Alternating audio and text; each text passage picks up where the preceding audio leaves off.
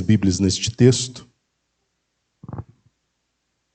Evangelho de Mateus, capítulo 13. Eu quero fazer uma rápida revisão para avançarmos de onde paramos.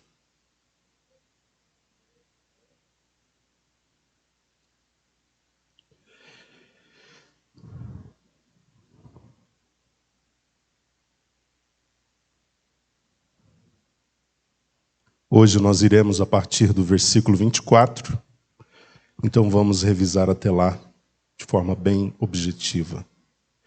Eu disse aos irmãos na quarta passada que no capítulo 13, Jesus muda a estratégia.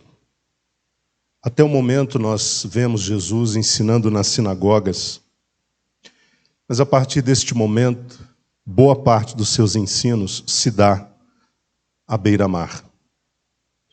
E outro detalhe que eu mencionei é que no capítulo 13, Jesus passou a se valer do método das parábolas. E ele já vinha ensaiando esse método, só que de forma embrionária. Mas no capítulo 13, ele aplica o método de forma mais efetiva. Isso por algumas razões, e eu mencionei 5 delas. A primeira é que a parábola sempre transforma a verdade em algo concreto. Segundo, porque tem se dito que todo grande ensino começa pelo aqui e agora até chegar ao além e então. A terceira razão que eu mencionei e expliquei na quarta passada, que explica o porquê Jesus se valeu desse método, é que a grande virtude didática da parábola é que ela despertava ainda mais o interesse das pessoas. A quarta razão é que a parábola tem a grande virtude de permitir e, ao mesmo tempo, obrigar o homem a descobrir a verdade por si mesmo. A quinta razão do porquê, que explica o porquê Jesus se valeu tanto do método das parábolas, é que a parábola esconde a verdade àqueles que são muito preguiçosos para pensar, ou pelo preconceito, ou porque estão demasiadamente cegos para ver. Eu falei 5 razões, mas foram 6. E a sexta é que a parábola era falada e não lida.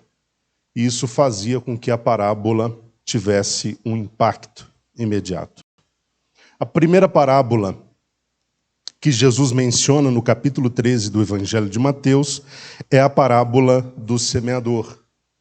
Uma parábola onde ele usa o aqui e agora para chegar ao lá e então. Ele comenta dizendo que um semeador, que era uma figura conhecida daquele tempo, saiu a semear. E ele, pelo que nos parece, pela parábola, lançou aleatoriamente as suas sementes. Eu disse aos irmãos que haviam 2 formas de lançar sementes. A primeira delas era ao a esmo. E a segunda delas era encher uma sacola de sementes, cortar a ponta da sacola, subir no lombo do animal, e à medida que o animal avançava, as sementes iam caindo no lugar correto para que pudessem germinar. Como eu disse, pela parábola, o que nos parece é que esse semeador usou o primeiro método, lançou sementes a esmo. No versículo 4, Jesus diz que parte da semente caiu à beira do caminho. Mas essa semente não teve sucesso, porque toda semente que caísse à beira do caminho estava fadada à morte, porque o caminho era duro, o caminho era de terra asfáltica, quase que asfáltica. Isso devido ao transitar das pessoas que por ali passavam. Versículos 5 e 6, Jesus menciona que outra parte das sementes caiu no terreno pedregoso. Eu disse aos irmãos que estas pedras não estavam à mostra, porque o agricultor sempre tomava o cuidado de limpar o terreno antes de semear sobre o terreno. Essas pedras estavam abaixo de uma fina camada de terra, de modo que quando a semente caiu, ela rapidamente germinou mas a planta não teve longevidade, porque as pedras impediram o aprofundamento das suas raízes. Então, se a planta não poderia aprofundar as suas raízes, não poderia buscar no fundo da terra umidade e nutrientes para sobreviver. No versículo 7, Jesus diz que outra parte ainda caiu entre os espinhos. Naturalmente, o agricultor também teria o cuidado de limpar a terra para que nela não restasse espinho algum, porque ele sabia da força dos espinhos contra a planta. Eles limparam, ou melhor, o agricultor limpou a terra. A questão é que, mesmo tendo tirado os espinhos, a semente deles permaneceu abaixo do solo. De modo que, quando ele lançou a boa semente, aquela semente má do espinho cresceu junto com a boa semente. E, infelizmente, o espinho foi mais forte do que a semente. Então, o espinho acabou tirando a força vital daquela planta. E, finalmente, no versículo 8, Jesus fala da semente que caiu em boa terra. A semente que caiu em boa terra, ela teve sucesso, produziu muitos frutos, teve muitos resultados. Isso tudo porque nesse tipo de solo a semente pôde penetrar. Eu disse aos irmãos que estes 4 solos representam 4 condições que o coração humano oferece à semente da palavra de Deus. Alguns corações são inapropriados. Eles recebem a palavra do Evangelho, mas infelizmente não colaboram para que a semente da palavra ela crie raízes, ela gere uma planta forte que chegue a uma árvore produtiva com muitos frutos. Mas, por outro lado, há a boa notícia de que parte da semente ela cai, sim, em solo adequado e produz muitos frutos. Dos versículos 10 a 17, nós vimos que Jesus falou sobre o duplo efeito das parábolas. Os discípulos se aproximaram querendo entender melhor o que Jesus estava dizendo, e Jesus disse: olha, a vocês foi dado conhecer os mistérios do reino dos céus. E mistério, eu expliquei que significa algo oculto, ininteligível, algo não facilmente acessado. Mas esse conhecimento foi dado aos discípulos. Por quê? Porque eles criam em Jesus Cristo. E a fé dos discípulos davam ao entendimento deles maior acesso à luz. Enquanto o inverso também é verdadeiro. A incredulidade dos outros impedia que a luz do entendimento brilhasse cada vez mais forte na mente deles.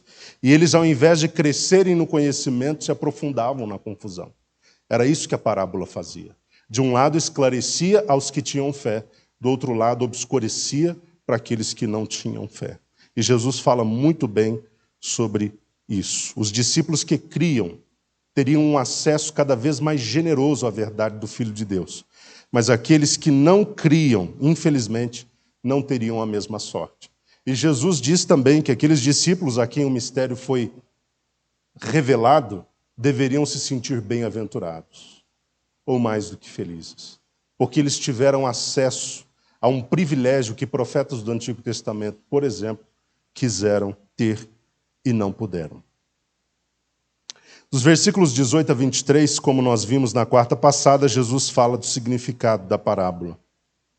Ele diz que aquele solo, aquele primeiro solo, onde a semente caiu e sequer penetrou, representa o coração daqueles que não permitem a entrada do Evangelho em seus corações.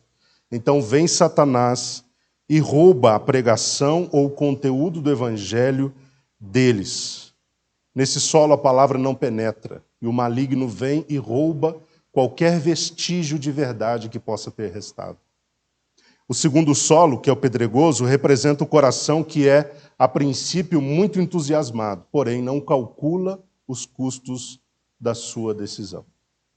Cresce rapidamente, avança aparentemente de forma meteórica, mas infelizmente, quando surgem os percalços que são naturais na caminhada cristã e evangélica, eles logo desistem, e desistem por não terem tido condições de aprofundar suas raízes. O texto diz, segundo palavras do próprio Jesus, que eles perdem o ânimo. diante dos problemas e das perseguições. Versículo 22, nós vimos que o solo repleto de espinhos, que foi a terceira semente, representa o coração daqueles que recebem a palavra, que abraçam a palavra, porém, tem a palavra sufocada pelos cuidados deste mundo e a sedução das riquezas. E eu falei bastante sobre o que representa essa terceira semente, ou o solo que recebeu essa terceira semente. Representa aqueles de coração dividido, que nunca se entregam completamente a Deus e permitem que a palavra de Deus e o evangelho produza nele todos os frutos que Deus programou. E, finalmente, o solo fértil representa aquele que cumpre 3 estágios. O primeiro de ouvir, o segundo de compreender e o terceiro de frutificar. Ele ouve, ele compreende e ele frutifica. Vejam que é uma reação em cadeia. Primeiro ouve, depois compreende, depois frutifica. Os que recebem a palavra de Deus e que são como esse solo, representam os aprovados. Aqueles em quem o evangelho prospera. Eles recebem a palavra de Deus corretamente, com o coração e com a mente aberta. E eles sempre se mostram dispostos a obedecer. Não são orgulhosos. Não têm um coração duro, asfáltico. São fortes, são firmes.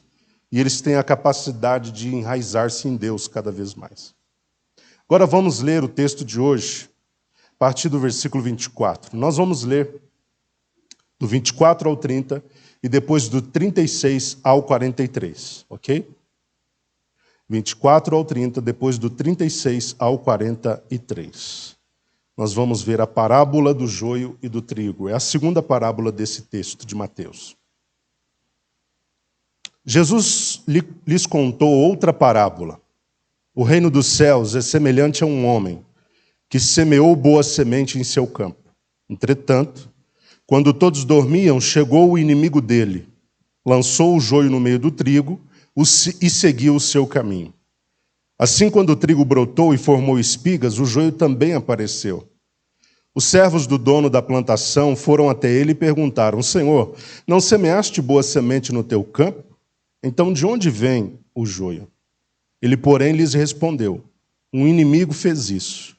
Então os servos lhe propuseram: Senhor, queres que vamos e arranquemos o joio? Ao que o Senhor respondeu: não, pois ao tirar o joio podereis arrancar juntamente com ele o trigo. Deixai-os, pois crescer juntos até a safra, e no tempo da colheita direi aos ceifeiros: primeiro ajuntai o joio e amarrai-o em feixes para ser queimado, mas o trigo recolhei-o no meu celeiro. 36 a 43. Então Jesus se despediu da multidão e foi para casa. Seus discípulos aproximaram-se dele e pediram: explica-nos a parábola do joio na plantação. E Jesus explicou: aquele que semeou a boa semente é o filho do homem. O campo é o mundo, e a boa semente são os filhos do reino. O joio representa os que pertencem ao maligno. O inimigo que semeia o joio é o diabo. A colheita é o final desta era, e os ceifeiros são os anjos. Da mesma maneira que o joio é colhido e julgado ao fogo, assim será no fim desta era. No fim desta era. O Filho do Homem mandará os seus anjos, e eles ceifarão do seu reino tudo o que causa tropeço e todos os que praticam o mal. Eles os lançarão na fornalha ardente, e ali haverá pranto e ranger de dentes. Então os justos reluzirão como o sol no reino de seu Pai. Aquele que tem ouvidos para ouvir, que ouça. Depois que Jesus contou a primeira parábola, que é a parábola do semeador, ele empenhou-se nessa segunda, que fala exatamente sobre a questão do trigo e do joio. Uma metáfora para justos e ímpios. A segunda parábola, nós percebemos que ela tem os mesmos entes da primeira, vamos dizer assim. Ela tem um homem, ela tem um campo e ela tem uma semente. E quando Jesus fala de joio e de trigo, ele está falando de figuras muito conhecidas das pessoas a quem ele se dirigia naquele momento. O joio, ele era como uma praga. Era assim que o agricultor enxergava o joio na plantação. Para ele, era como uma praga. Uma praga contra a qual ele precisava lutar de modo perseverante, porque tratava-se de uma praga insistente. E que, caso permanecesse junto à sua plantação, traria sérios danos. Ele precisava lutar, e é interessante nós observarmos que, na fase inicial, era impossível diferenciar ou distinguir o joio do trigo. Sua semelhança era tão grande que fazia com que os judeus chamassem aquele tipo de joio como trigo bastardo. A semelhança era tão grande que os judeus chamavam aquele joio como de trigo bastardo. Ou, de acordo com a perspectiva de alguns outros judeus, de trigo degenerado. Isso porque aquele joio, para eles, era como se fosse um trigo que se aprimorou na corrupção. O joio, diferentemente do trigo, ele era não comestível. Era tóxico. O seu gosto, segundo dizem, nunca comi joio, mas dizem que era amargo e desagradável. E o seu consumo poderia trazer reações quase que imediatas. Dentre elas, náuseas. E era possível que até provocasse um efeito narcótico. Ou seja, a pessoa podia meio que sair de si. Com o passar do tempo, quando o joio já havia crescido, um outro problema aparecia. É que com o seu crescimento, as raízes do joio se entrelaçavam junto às raízes do trigo. Então, se qualquer pessoa que não tivesse a devida perícia tentasse arrancá-lo, acabaria correndo o grande risco de, ao tentar removê-lo, removesse também o trigo. Então era mais indicado que se esperasse um pouco mais, ou seja, se esperasse até o tempo certo, porque, como eu disse, pessoas não peritas que tentassem arrancá-lo de qualquer maneira e antes do tempo poderiam sacrificar a parte boa, que era o trigo. Então vamos para a parábola. Voltemos aqui para o texto da parábola, depois dessas considerações a respeito do trigo e do joio. De acordo com o próprio Jesus Cristo, como lemos, o reino dos céus é semelhante a um homem que semeou uma boa semente em seu campo. É claro que qualquer agricultor que se preze faz isso, semeia boa semente no seu campo. E essa semente, como nós podemos ver ao longo da parábola, era uma semente de trigo. No início você não percebe isso, mas na leitura do texto você vê que esta semente tratava-se da semente de trigo. No versículo 25 nós observamos que, paralelo ao trabalho diligente do dono do campo, houve um trabalho de alguém que agiu nas sombras. E esse alguém o texto qualifica como inimigo do dono. E o propósito dele, ao agir de noite, era exatamente semear o joio no meio do trigo plantado, para que esse joio provocasse dano ao dono no futuro.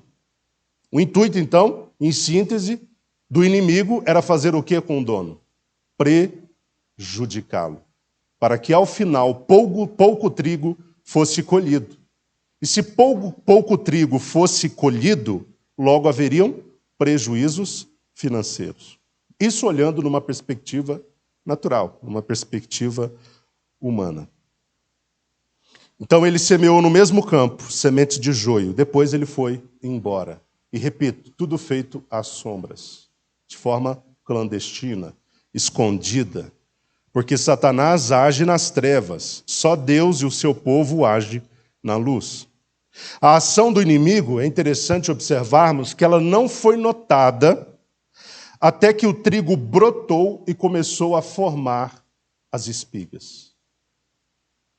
É claro que, quando o inimigo semeou, sua ação não foi imediatamente detectada, mas o tempo revelou a sua ação.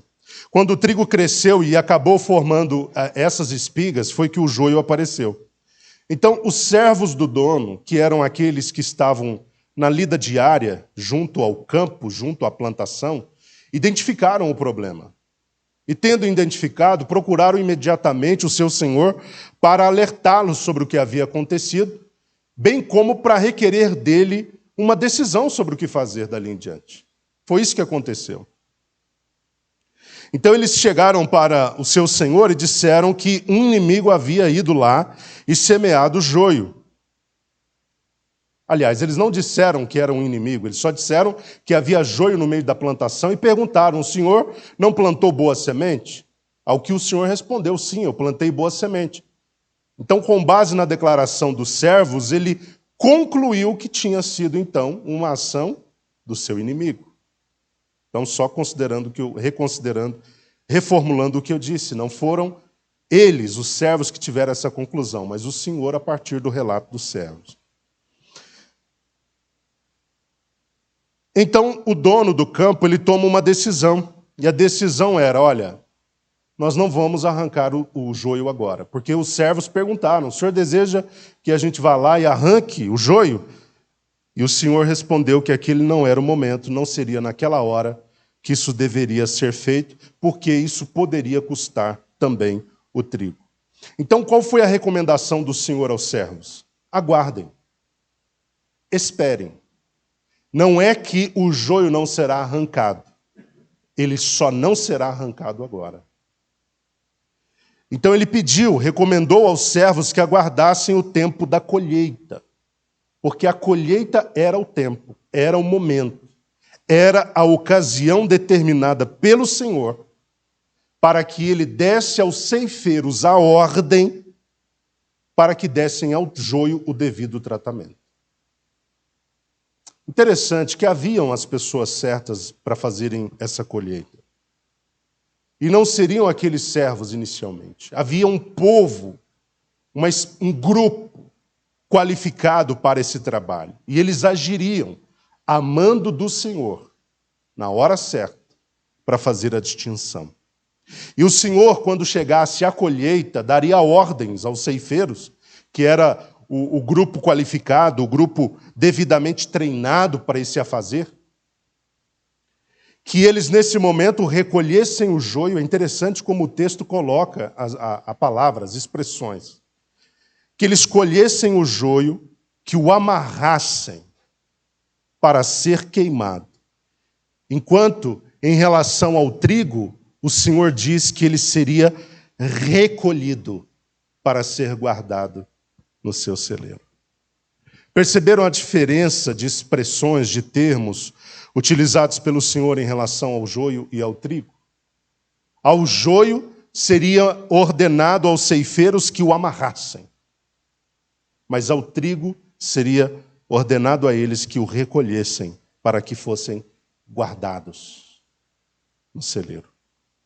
Dos versículos 36 a 43, que nós lemos também, Jesus explicou a parábola, porque os discípulos ficaram com um ponto de interrogação, querendo entender o sentido daquilo que Jesus queria apresentar por meio daquela história. Então Jesus Cristo explicou de forma bem direta, objetiva, didática, dizendo que o que semeou a boa semente é o Filho do homem, ou seja, é o próprio Cristo, ele próprio. O campo é o mundo, não é a igreja, viu, queridos? O campo não é a igreja, é o mundo. Quem disse isso foi o próprio Jesus. A boa semente são os filhos de Deus. E onde eles estão? No campo, que é o mundo. Filhos que às vezes Satanás procura plagiar. E esses filhos plagiados de Satanás, são o joio. Eles são semeados e lançados junto aos filhos autênticos, aqueles que Jesus semeou no mundo para darem o seu devido fruto. O joio, então, representa aqueles que são do diabo, representa aqueles que são do maligno. É claro que eles estão no mundo, mas em particular também dentro da igreja, porque a igreja está no mundo. Só que, é claro, eles aparecem de forma disfarçada. Os filhos do maligno estão disfarçados entre nós. E quando eu digo entre nós, eu estou falando da igreja como um todo. Existem aqueles filhos autênticos de Deus, que nasceram de novo. Nasceram pela água, nasceram pelo Espírito, nasceram da palavra de Deus, nasceram a partir de uma ação sobrenatural do Espírito Santo que opera a conversão. Mas é fato que existem aqueles que estão numa condição de cópias dos que são verdadeiramente filhos. São pessoas que estão no mundo, são pessoas que até estão dentro da igreja, mas eles não são de Deus, eles são joio, eles são do diabo, e quem os semeou não foi o Filho de Deus, mas o próprio Satanás. Essa parábola nos chama a atenção para essa realidade. No meio de um mundo, de uma igreja que está no mundo, onde se tem tanta gente comprometida com Deus, tem-se muita gente também que não está comprometida com Deus. E a gente precisa ficar bem atento quanto a isso. Porque às vezes as pessoas se enganam de que pelo fato daquela pessoa estar na igreja, ou usar o nome de Deus por aí no mundo, e até cantar músicas evangélicas, cristãs, e falarem de Jesus para cima e para baixo, que necessariamente é um filho de Deus, alguém plantado por Cristo. Muitas das vezes essa não é a verdade, não é a realidade. E a gente precisa estar atento a isso. Agora, não cabe a nós julgar quem é de fato filho de Deus daquele que de fato não é filho de Deus. A parábola mostra que não está na nossa alçada fazer essa distinção. Os irmãos estão me entendendo? Olhar assim de forma rasteira, de forma muito superficial para alguém e simplesmente qualificá-lo do nada como sendo um filho autêntico ou um filho não autêntico. Porque Deus vai usar as pessoas certas ou o grupo certo para fazer essa separação. É claro que a gente avalia o comportamento das pessoas porque você conhece a natureza da árvore pelos frutos que ela produz. Mas nós precisamos tomar muito cuidado. Tudo deve ser feito com muita cautela, porque nós não somos aqueles a quem Deus incumbiu de arrancar o trigo antes que chegue o dia. A colheita é o final desta era, que é quando tudo terá um desfecho, segundo o que Jesus diz na parábola. E os ceifeiros serão os que separarão o joio do trigo. E o texto diz que os ceifeiros não serão homens, não serão pastores, não serão líderes, não serão crentes. Os ceifeiros serão os anjos. O Senhor vai ordenar aos anjos, aos seus anjos, para que eles façam a separação entre o joio e o trigo. Eles vão fazer a distinção entre os que são de Cristo e os que são do maligno. Ele vai separar dos justos aqueles que praticam a maldade, de forma deliberada, de forma impenitente. Os anjos é que vão separar aqueles que, ao invés de colaborar, serviram de pedra de tropeço. Os anjos vão ceifar o joio. E o texto diz que os anjos jogarão o joio no fogo da fornalha ardente, onde haverá pranto ou choro e ranger de dentes. É claro que a figura da fornalha aqui entra como uma figura de juízo.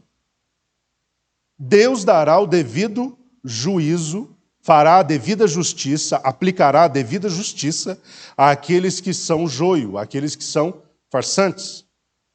Assim como fará justiça àqueles que são verdadeiros, àqueles que servem ao Senhor em justiça e em verdade. Se de um lado Deus vai ser severo no juízo contra os joios, lançando-os no fogo do inferno, por outro lado, a parábola também diz o que Deus fará com os justos, que são como o trigo. Deus irá recolhê-los. Percebem a ideia carinhosa que existe por trás da expressão da palavra recolher? É diferente de pegar e amarrar. O trigo não vai ser pego e amarrado.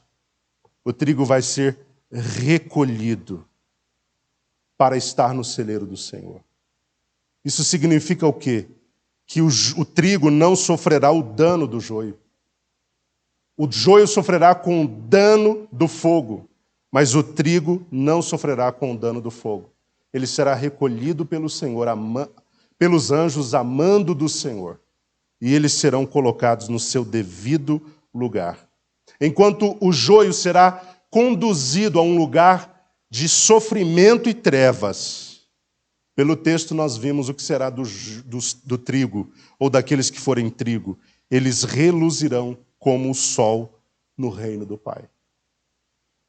O tratamento final está bem claro aqui, qual será, para cada grupo de pessoas. Para aqueles que representam o joio, o tratamento será sem piedade. O Pedro pregou aqui no domingo sobre o dia do juízo final, que é quando os ímpios terão de prestar contas diante de Deus. Só que Deus estará assentado na condição de juiz. E Deus irá julgar todos os ímpios que viveram nesta terra, desde Adão até o último homem ímpio na ocasião. Deus vai julgar um a um e vai sentenciar ao fogo do inferno. Mas os justos não. Os justos estarão recolhidos no celeiro do Pai e, ao invés de estarem em trevas eternamente, estarão reluzindo no reino do Senhor. Isso é maravilhoso, irmãos, saber disso. Então fique tranquilo, se nós temos pessoas autênticas, elas serão, no seu devido tempo, no devido tempo de Deus, distinguidas daquelas que não são autênticas. Se existem aqueles que andam na mentira, fique tranquilo, você não é juiz. Deixe na mão do Senhor, porque Ele vai separar essas pessoas. Porque tem gente, eu estou falando isso porque tem gente que se desestimula na fé por causa do comportamento de determinadas pessoas, seja no mundo, seja dentro da igreja. Até dizem, Deus não está sendo apto a julgar essas pessoas em tempo hábil. Parece que Deus está muito lento aí na sua justiça. Será que Deus não vai fazer nada a respeito? E essas pessoas chegam no apogeu do seu questionamento até a abdicarem da sua fé em razão disso. O que não deve ser feito de forma nenhuma. Porque assim como Deus está vendo a nossa justiça, Deus está vendo a injustiça daquele que é ímpio. Vocês estão me entendendo? Assim como Deus está vendo a nossa piedade, está vendo a impiedade daquele que é joio. Então nós devemos simplesmente fluir tranquilamente na nossa caminhada de fé, deixando para Deus essa separação que virá ao final. Mas se o texto fala sobre joio e trigo, uma vez que o joio é tão semelhante ao trigo, é porque, em primeira instância, Jesus principalmente está falando daqueles que são parecidos com os filhos de Deus, mas que não são filhos de Deus. Então nós temos que tomar cuidado. O ímpio que não é filho de Deus, que destoa completamente da gente, é fácil você detectar. Agora, e quando você vai detectar gente que, às vezes, usa o mesmo vocabulário que o seu, às vezes lê a mesma Bíblia que você, às vezes fala do mesmo Cristo que você fala, às vezes aparenta a mesma vida piedosa, mas só que não tem. Esses é mais difícil identificar. Mas nós temos um Deus que está acompanhando pessoa a pessoa e Ele fará a distinção. Pode falar, Pedro.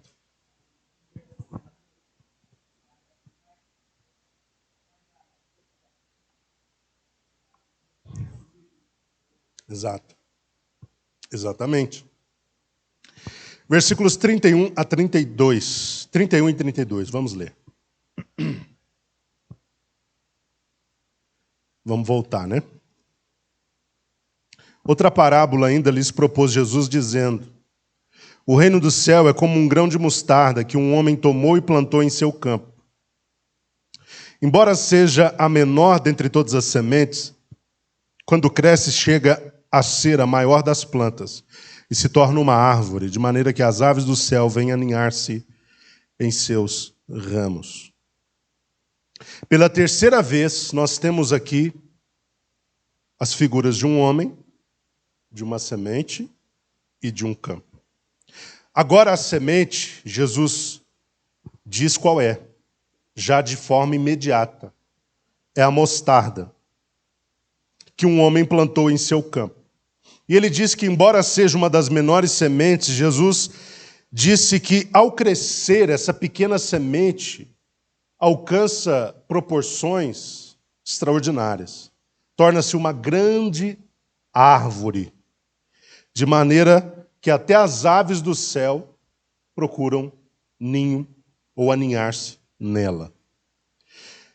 Nessa parábola, já partindo para a questão interpretativa, o homem continua sendo Cristo. E a semente é a palavra de Deus. Na parábola anterior do trigo e do joio, a semente não é a palavra de Deus. A semente do trigo são os filhos de Deus. Ok? E a semente do joio são os filhos do diabo. Mas agora a semente volta a ser a parábola, ou melhor, a palavra de Deus. O reino de Deus, ele começou como a semente de mostarda. Ele começou de forma pequena, de forma singela. No entanto, quando a gente estuda a história da igreja, a gente percebe como essa pequena semente foi crescendo e crescendo de forma extraordinária.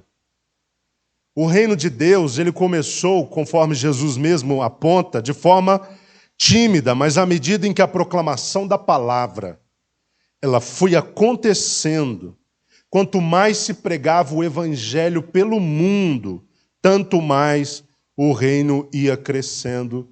E nós podemos dizer até hoje que o reino continua em franco crescimento na terra.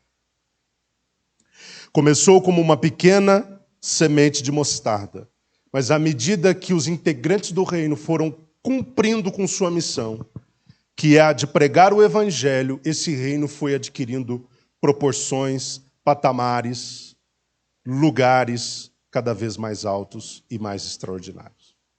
E como eu disse, esse reino está em franco crescimento. Agora, o quanto esse reino poderá crescer e em quanto tempo, depende do nosso trabalho.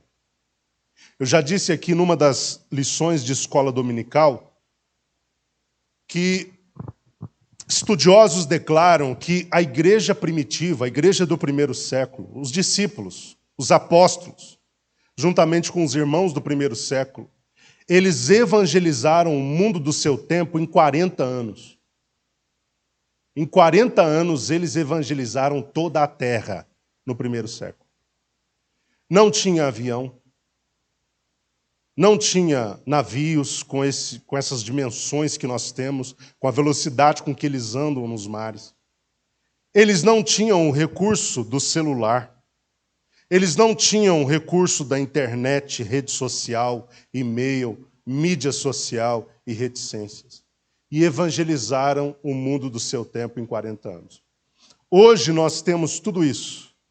E boa parte da terra não conhece o evangelho. Não conhece Jesus. Por isso que eu disse que o crescimento do reino de Deus, o quanto ele vai crescer e em quanto tempo, depende do trabalho da igreja. A igreja é o departamento, o órgão responsável por fazer expandir o reino de Deus na terra. É por meio da igreja que o reino de Deus ele vai chegando a lugares cada vez mais longínquos, dia após dia. É por meio da igreja que o reino de Deus, a luz do evangelho que está no reino de Deus, vai brilhando no coração dos pecadores que estão em trevas. É por meio da igreja. Só que a igreja precisa cumprir a sua missão. A igreja precisa fazer o seu trabalho. A igreja primitiva evangelizou o mundo em 40 anos porque todos tinham a consciência de que esta era a missão da igreja. Qual é a nossa dificuldade hoje? É que a maioria dos crentes não tem essa consciência de que expandir o reino de Deus é sua responsabilidade. Verdade ou mentira? E as pessoas, os crentes, ficam colocando embaraços, impedimentos, eles ficam racionalizando sua inércia.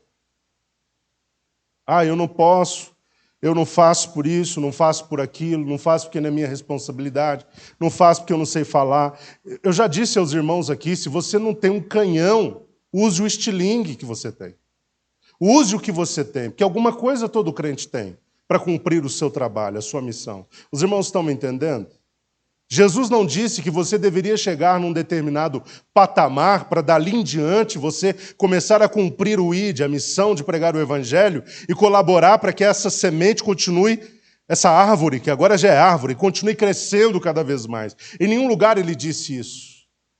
Você foi chamado para o reino de Deus, foi alcançado pela palavra do evangelho, sua responsabilidade, a minha responsabilidade imediata é compartilhar isso com outros, para que outros tenham acesso ao que eu tive acesso. Eu, sinceramente, irmãos, eu olho para a igreja de hoje, eu vejo boa parte dos crentes muito descomprometidos com essa tarefa. Deitado em berço esplêndido. Crentes que acham que cristianismo é frequentar a igreja, vir a culto. Estar aqui. Irmãos, isso aqui é uma espécie de QG, é quartel geral.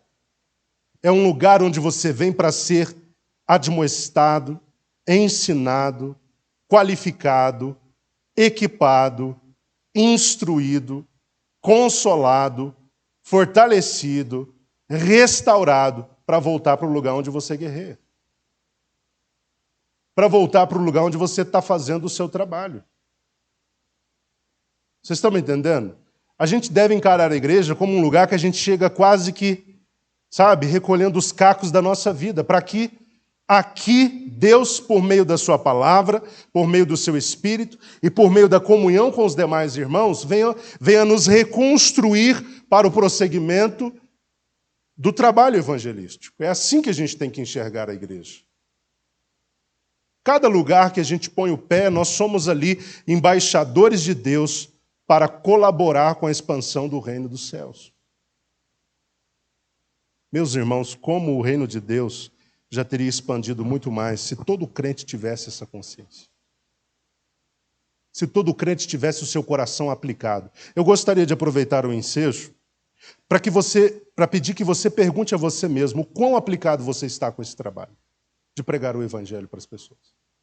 Não precisa responder para mim. Quão aplicado você está? Do seu coração, quanto está dedicado a isso?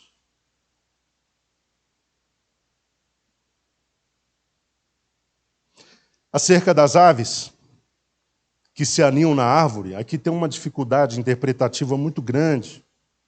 Alguns interpretam que essas aves até possam representar alguns oportunistas maus, porque em alguns lugares da palavra, aves é uma referência a agentes do maligno. Por exemplo, na parábola do semeador, o que roubou a semente que caiu no solo à beira do caminho? Foram as aves. Então, é uma obra maligna. Então, por isso, alguns interpretam essas aves que se aninharam na grande árvore que se tornou o reino dos céus, o reino de Deus, como sendo inimigos, agentes do inimigo de Deus, que é Satanás. São agentes maus, oportunistas, que procuram no reino de Deus uma forma de ganho pessoal. Uma forma de autopromoção. Gente que se aninha na igreja ou no reino dos céus para obter alguma vantagem, algum benefício. Gente que se satisfaz da sombra, gente que se satisfaz do alimento, mas que, infelizmente, só está ali como oportunista. Pode falar, Lila. Exato. Eles estão junto ao reino, né? E eles estão ali com suas ações, se aproveitando do reino de Deus para obter vantagem. E é interessante que quanto mais o reino de Deus se expande, tanto mais aproveitadores vão se aninhando. Muito cuidado, viu, irmãos? Fique atento. Quanto mais o reino de Deus expande, quanto mais a igreja cresce, quanto mais gente se converte a Jesus, tanto mais aproveitadores começam a se aproximar para tentar tirar a sua parte. Versículo 33, a parábola do fermento. E contou-lhes mais outra parábola. O reino dos céus é semelhante ao fermento, que uma mulher pegou e misturou em 3 medidas de farinha até que toda a massa ficou levedada. Essa parábola é curta, é um versículo só. E ela fala do fermento. Diz que o reino dos céus é semelhante ao fermento que uma mulher misturou na massa. Misturou 3 medidas de farinha, o fermento a 3 medidas de farinha, até que a massa ficasse levedada. Falando da parte interpretativa já da parábola, alguns interpretam o fermento como sendo o poder de crescimento do reino dos céus. Porque o fermento na massa faz o que com a massa? Dá a ela poder de crescer. Outros, porém, interpretam a questão do fermento, porque a ideia do fermento na Bíblia, ela nunca é positiva. Né, irmã Magali? A ideia do fermento, eu diria que quase nunca é positiva, é sempre pejorativa. Então, talvez essa interpretação faça mais sentido. O fermento, então, pode representar a influência, ou melhor, pode representar o falso ensino. Ok? Pode representar o falso ensino. Em seus ensinos, nos ensinos de Jesus, o fermento ele sempre apareceu como símbolo da heresia, como símbolo da doutrina nociva dos falsos mestres. Paulo também usou o fermento com a mesma conotação. Então é por essa razão que fica difícil entender o fermento como o poder do crescimento do reino dos céus, ou entender o fermento como o poder de influência que o reino dos céus tem sobre o homem. É bem mais provável que o fermento aqui tenha sido usado com uma conotação pejorativa como a do falso ensino. A mulher que aparece na parábola adicionando o fermento a 3 medidas de farinha pode representar os inimigos de Cristo. Aqueles que querem comprometer o reino dos céus implantando e implementando falsos ensinos. Doutrinas perniciosas, doutrinas que se opõem a Jesus Cristo e à verdade. Essa mulher, por exemplo, em Zacarias, ela é tipificada como impiedade. Em Apocalipse 2:20, versículos seguintes, ela pode ser tipificada por Jezabel. Então, a mulher da parábola do fermento tipifica uma mulher, ou melhor, tipifica os inimigos de Cristo, que procuram adicionar o fermento da mentira, do falso ensino, na massa do reino dos céus. Conectando, então, com a parábola anterior do grão de mostarda, nós veremos que se de um lado o reino de Deus ele cresce astronomicamente, à medida que a palavra é pregada, à medida que o reino cresce extraordinariamente por toda a parte da terra, por outro lado, isso fazendo a conexão entre a parábola anterior e esta parábola. Por outro lado, nós vemos que o diabo, por meio dos seus agentes, ele atua no meio do reino de Deus, dos céus, na expectativa de impregná-lo com o falso ensino. Perceberam a conexão da parábola anterior com essa parábola? A do grão de mostarda com a do fermento? Se de um lado o reino cresce, expande, ele assume proporções inimagináveis. Por outro lado, agora nos valendo da parábola do fermento, a ação dos adversários de Deus, que querem colocar o que no reino? O falso ensino. Impregná-lo de mentira. Porque o falso ensino faz o que com a igreja? Implode. O que é implodir? Implodir é explodir de dentro. E ao longo da história, Satanás usou esse recurso contra a igreja. E ele usa até hoje. Que é o recurso do falso ensino, da mentira, do ensino nocivo. E Satanás tem feito isso diariamente, constantemente.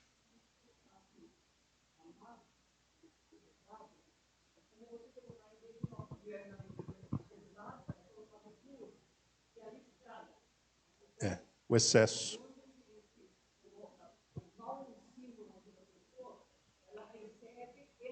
Exato, esse é o problema do falso ensino. Eu costumo comparar o falso ensino ao vírus do computador. Eu acho que não existe um exemplo mais fácil da gente apreender do que esse. Quem mexe com computador entende, vai entender facilmente o que eu estou dizendo. O falso ensino é como o vírus, ele entrou no seu hardware, software, obrigado, Pedro, que é a parte do programa, né? Hardware é a parte física.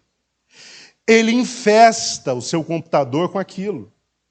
E de repente nada funciona como deve funcionar. De repente os dados são capturados, de repente os seus dados estão na mão de bandidos. Tudo isso por causa de um simples vírus. E a depender do vírus, ele compromete a máquina inteira. Não há o que ser feito. O falso ensino, ele vem de forma sutil, irmãos. Nós estudamos um trimestre todo sobre as sutilezas de Satanás. O falso ensino dentro da igreja, ele não vem escrito falso ensino. Ele vem sutilmente. Satanás coloca ali naquela prateleirinha da sua vida e deixa ali. Ele age nas sombras, ele traz uma pequena falácia e coloca ali, dentro do seu software. E se você não conhece a palavra de Deus, porque a palavra de Deus é o antivírus. Se você não tem um antivírus, não tem um filtro, aquilo que Satanás colocou sutilmente dentro do seu software, você não detecta. E aquilo, com o passar do tempo, começa a provocar desarranjos, danos. O computador, o seu software, passa a funcionar de forma errada. Porque ele não está conseguindo conectar tudo lá dentro como precisa. Porque tem um maldito de um vírus lá dentro em ação e que não foi expulso por não ter sido detectado. Por essa razão que a palavra de Deus ela deve povoar a nossa mente e o nosso coração. Ela é o antivírus de Deus, que quando a verdade aparecer, ela já notifica. Cuidado, vírus. Só que os crentes não leem a palavra. Ou leem? Tem gente até hoje dizendo, está na palavra de Deus, 2000 chegará, 2000 não passará. Isso eles disseram muito antes do ano 2000, né? A palavra de Deus diz, pregadores ensinando isso. Isso é Nostradamus, irmãos. Isso não é Bíblia, não. É Nostradamus. Leia a palavra de Deus. Ah, mas eu não entendo tudo que eu leio. Coloca a informação para dentro. Depois o Espírito faz a conexão de uma coisa com outra. Coloca o conteúdo para dentro, entendendo ou não. Porque você vai adquirir filtros, você vai adquirir antivírus. E quando Satanás tentar te enganar, ele não vai conseguir. Irmãos, escute isso que eu estou te falando. Proteja com unhas e dentes o seu sistema de crenças. Blinde esse sistema de crenças. O que você sabe sobre Deus, sobre a palavra, sobre a verdade. A verdade. Blinde a verdade na sua mente e no seu coração. Não permita que Satanás coloque um vírus nesse sistema de crenças, porque senão ele vai colocar a perder até mesmo a salvação de determinadas pessoas.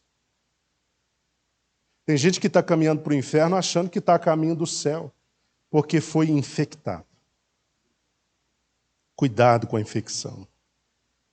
Essa mulher pode então representar esses agentes do inimigo que querem colocar no reino de Deus esse fermento, esse falso ensino que pode provocar danos sérios. Ao longo da história, como eu mencionei, já para a gente avançar mais um pouquinho, o diabo usou a perseguição física contra os crentes. No Coliseu Romano, foi tanto sangue de mártir derramado, que a história diz, tem um livro sobre isso, os mártires do Coliseu Romano. Foi tanto sangue de crente, de mártir derramado, que a areia do Coliseu já não conseguia mais absorver sangue, de modo que ficou uma camada de centímetros de sangue acima da areia. E cadê a igreja? Está aqui até hoje. Matou milhões, milhões e milhões de crentes ao longo da história. A igreja está aqui até hoje. Os maiores danos na história da igreja, que a igreja sofreu, foram aqueles advindos do falso ensino. Então, muito cuidado. Fique atento. Versículo 44, última parábola de hoje.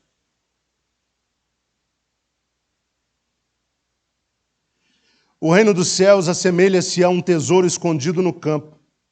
Certo homem, tendo-o encontrado, escondeu-o novamente. Então, transbordando de alegria, vai, vende tudo o que tem e compra aquele terreno. Agora Jesus compara o reino de Deus, ou o reino dos céus, a um tesouro que foi escondido num campo. Naquele tempo não havia bancos como hoje há bancos, onde você guarda o seu dinheiro e deixa ele seguro para que você utilize-o no momento que for mais adequado. As pessoas então tinham o costume de pegar os seus objetos de valor e os seus tesouros e enterrá-los na terra. E num belo dia, um homem estava cavando um terreno qualquer e, por acaso, encontrou um grande tesouro. Ele não anunciou para ninguém, não tocou trombeta, ele simplesmente enterrou de novo o tesouro no mesmo campo e saiu saltitante, em alegria. Vendeu tudo o que ele tinha para, com aquele dinheiro, comprar aquele campo, onde ele havia encontrado um grande tesouro. Essa é uma parábola interpretada de diferentes maneiras. Todas as parábolas aqui têm diferentes interpretações. Há múltiplas interpretações possíveis. E uma delas, para essa no caso, consideram o homem o tesouro escondido, consideram o tesouro escondido como sendo Cristo, o próprio Jesus Cristo. E o pecador, quando ele finalmente tem a oportunidade de encontrá-lo, ou seja, de encontrar a Jesus Cristo de verdade, ele deve imediatamente abdicar, sacrificar tudo o que ele tem para adquiri-lo. Então essa parábola talvez aponte para a questão da necessidade do sacrifício pessoal daquele que encontra Jesus Cristo, o grande tesouro. Ele precisa abdicar de coisas, ele precisa se sacrificar, ele precisa abrir mão daquilo que ele considera precioso e valioso para si mesmo, para daí então adquirir os benefícios de ter encontrado Cristo. Semana que vem, dos versículos 45 a 46, nós vamos ver a parábola do semeador, 47 a 50, a parábola da rede, 51 a 58, a conclusão das parábolas no capítulo 13.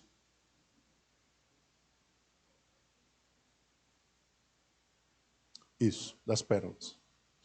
Mas eu separei as pérolas do tesouro escondido. Ok? Que Deus abençoe os irmãos em nome de Jesus.